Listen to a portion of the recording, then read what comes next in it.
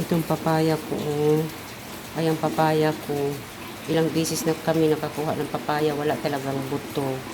Iwan ko bakit wala siyang buto. Itong papaya na to, dala to ni Sir sa Tarlac. Ito lang ang remembrance ni Sir sa akin. Ito ang pamana ni Sir sa akin.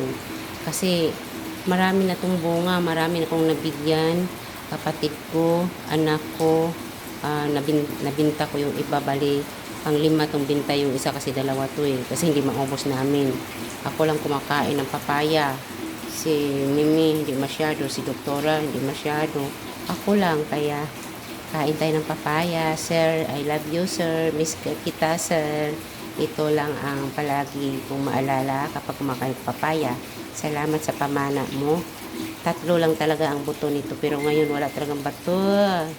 Kung may buto to, magtanim ko, magpaano naman ako, seedlings para yung iba ipadala ko sa anak ko kapag umuwi. Thank you, sir.